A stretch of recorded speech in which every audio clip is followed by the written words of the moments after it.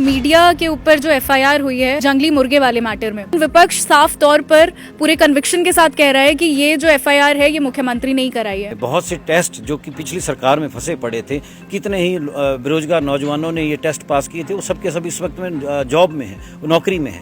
तो हमें इस बात की खुशी है कि माननीय हिमाचली अपने घर बैठा है जिसने इन सभी लोगों को चुनकर यहाँ भेजा है, क्या उसके हित को लेकर सच में ये कॉन्वर्सेशंस हो पा रही हैं? जिन्होंने 200-250 करोड़ रुपए का ये आदान प्रदान हुआ, लेन देन हुआ, हमने तो कहा कि वो लोग कौन है। बिहार से तो आपने पकड़ लिया, उत्तर प्रदेश से आपने पकड़ लिया, कोई बात नहीं, लेकिन इतना बड़ा खेल हिमाचल प्रदेश के लोगों के हस्तक्षेप के बिना होना असंभव है। तो उन्होंने कहा ये एजेंसी तो आप ही की मतलब सुक्खू सरकार की लाई हुई है और वो इस एजेंसी का नाम पहली बार सुन रहे हैं। उनके बिना कागज पत्रा जाने, उनकी बिना डिग्रियां जाने, उनके ITI के बिना आपने फिटर अपॉइंट कर दिए, आपने पंप ऑपरेटर अपॉइंट कर दिए, इलेक्ट्रिशियन लगा दिए और एक पंचायत के अंदर 70-80 नौजवानों को आपने लगाया। काफी ब्लेम गेम चल रहा है दोनों ही तरफ से, सब एक दूसरे पर आरोप लगा रहे हैं, लेकिन क्या आपको लगता है कि आर्ग्यूमेंट्स कोई प्रोग्रेस की तरफ जा रही हैं या फिर ये सिर्फ ब्लेम गेम बन के रह जा रहा है? नमस्कार, स्वागत है आपका समाचार फर्स्ट में। मैं हूं जसवी चौहान।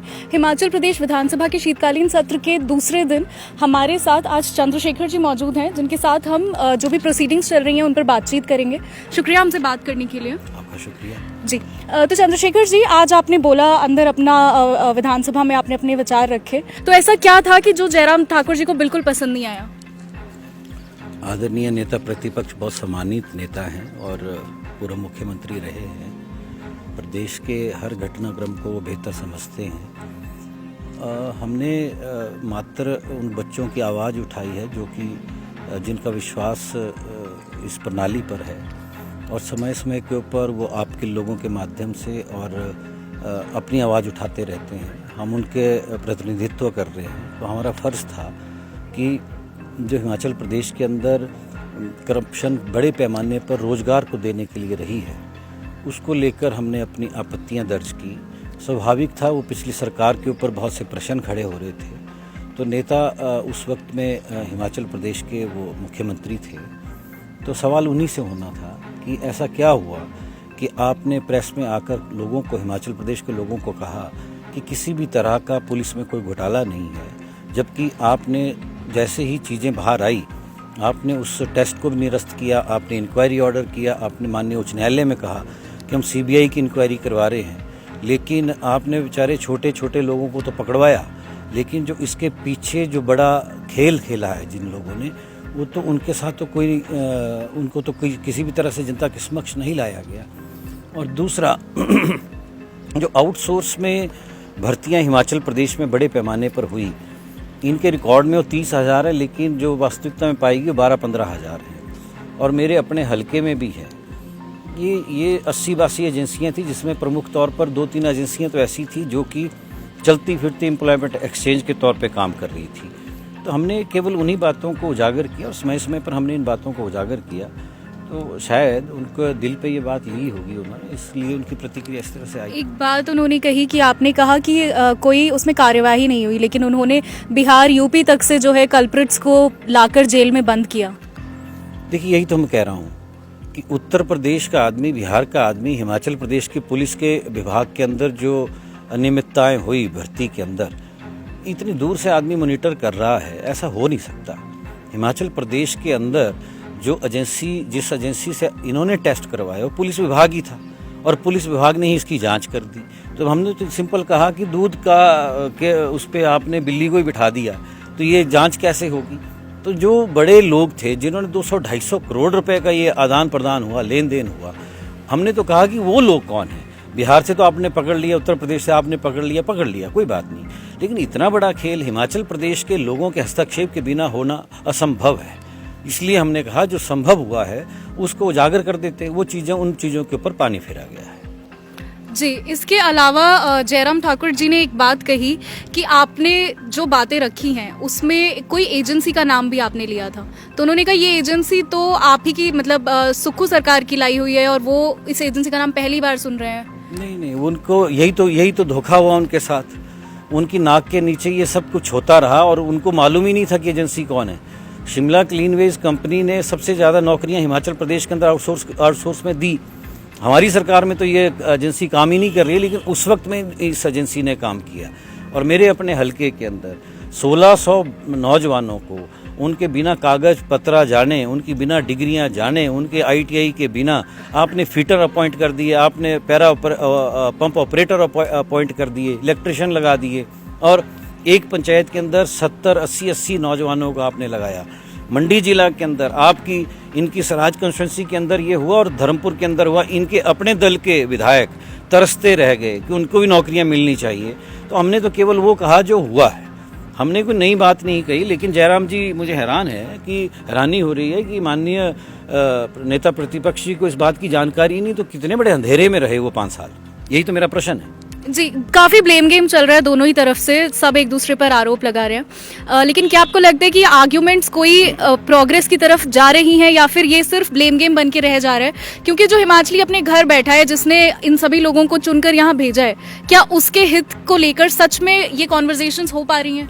देखिए, जिस वक्त में हमारी सरकार 2022 11 दिसंबर को शपथ ली, उसके 10 दिन के बाद JOIT का एग्ज़ाम होता है सर्विस सिलेक्शन बोर्ड में।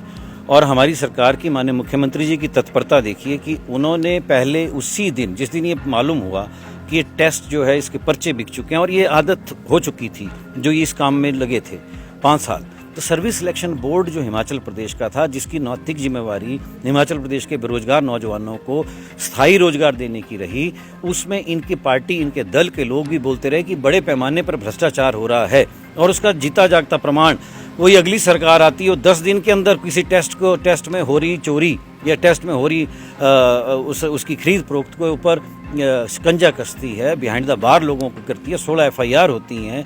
और उसके बाद फेज्ड मैनर में बहुत से टेस्ट जो कि पिछली सरकार में फंसे पड़े थे, कितने ही बेरोजगार नौजवानों ने ये टेस्ट पास किए थे, वो सब के सब इस वक्त में जॉब में है, नौकरी में है।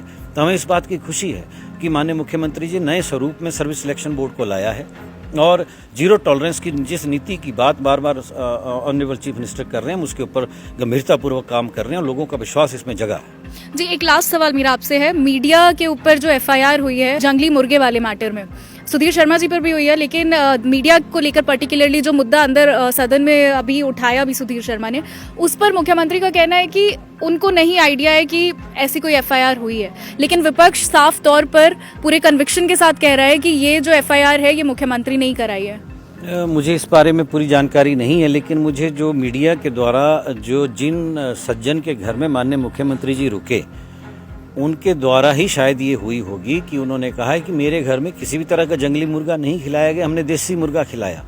मुझे तो इतनी गरी बात कहनी है, लेकिन मुझे एक बात और कहनी है कि प्रदेश समोसे, मुर्गे और इन सब चीज़ों से पार आके जिन मुद्दों के ऊपर इस सरकार को या हमारी सरकार को या विपक्ष को अपनी रचनात्मकता दिखानी है, वो बेसिक जो इश्यूज हैं जनता के, उसमें स्थायी रोजगार की बात आती है, उसमें डेवलपमेंट वर्क्स की बात आती है, उसमें सही जगह पे बजट जा रहा है उसकी बात आती है, और जहाँ से ड्रेन होता है, जहाँ से चोरी चकारियाँ जो पिछले समय में हुई हैं, क्या हम उनको रोक पाएंगे, क्या हम सही पात्र व्यक्ति तक सरकार की योजना को पहुँचा पाएंगे, ये हमारे तंत्र को इसको स्थापित करना है और हम इस दिशा में काम कर भी रहे हैं। जी, आपने कहीं ना कहीं कहा कि जो मैटर नहीं करते उन मैटर्स पर डिस्कशन हो रहा है, उन मुद्दों पर बात हो रही है, लेकिन जो मैटर करता है, जैसे बात कर ले महिला सशक्तिकरण, जिस नाम पर ये सरकार कहीं ना कहीं आई थी, 1500 रुपए, फिर OPS, रोजगार, क्या वो सब चीजें ये सरकार कर पा रही है? क्योंकि विपक्ष का मानना है नहीं कर पा रही है। निश्चित तौर पे OPS देने वाला हिमाचल प्रदेश पहला राज्य है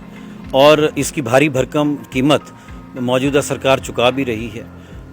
हमें जो 9,000 करोड़ रुपया PDNA से आना है, हमें जो इतनी ही राशि, लगभग इतनी ही राशि जो एक सेंट्रल असिस्टेंस के तौर पे हमें मिलनी है, वो नहीं मिल पा रही है। हमारा लोन की लिमिट जो 14,000 करोड़ की हुआ करती थी, वो 9,000 करोड़ कर दी गई है। जो फाइनेंस कमीशन के द्वारा जो हम लोगों को 9,000 करोड़ से 3,500 करोड़ के आसपास पहुंचाया गया है, ये सब पीड़ादायक स्थितियां हैं। उसके बावजूद भी मौजूदा सरकार केंद्रीय सहायता ना मिलने के बावजूद भी डिजास्टर जो हिमाचल प्रदेश में बड़े पैमाने पर हुआ, उसमें जिस तरह से माननीय मुख्यमंत्री जी ने बड़ी मजबूत स्टील अपनी रीढ़ की हड्डी जो मजबूती के साथ दिखाई और प्रदेश के वंचित समाज को, उस तबके को जिसमें ये डिजास्टर हुआ, उनको एक अप्रत्याशित तौर पे जो राहत दी गई, ये सुखद है। इसके अलावा जो ओपीएस हिमाचल प्रदेश के 1,36,000 कर्मचारियों को दिया जा रहा है, वो बड़ा सुखद है। इसके अलावा फेज्ड मैनर में जो 1,500 रुपया महिला सशक्तिकरण के नाम पर, इंदिरा गांधी प्यारी बहना योजना के नाम पर जो माननीय मुख्यमंत्री ने बजट में भी बताया है, हम उसको फेज्ड मैनर में दे रहे हैं। इस दिशा में हमारी सरकार आगे बढ़ रही है। और आप देखिए जो गारंटियाँ माननीय मुख्यमंत्री जी के द्वारा बजट में बार बार रिट्रेट करके बोली गई हैं, हम उन गारंटियों को पूरा करेंगे, ये हमारा दावा है। जी शुक्रिया हमसे बात करने के लिए। शुक्रिया। Thank you. आपने अभी भी सुना चंद्रशेखर जी को, जिन्होंने काफ़ी बेबाकी से अपने विचार रखे। आज सदन में भी उन्होंने बात की और करप्शन जिसे लेकर 2 दिन से डिस्कशंस चल रहे हैं विधानसभा के अंदर, उसी के अंतर्गत उन्होंने जो है पिछली सरकार पर कुछ संगीन आरोप लगाए थे, उस सरकार के कार्यकाल के दौरान हुए भ्रष्टाचार को लेकर।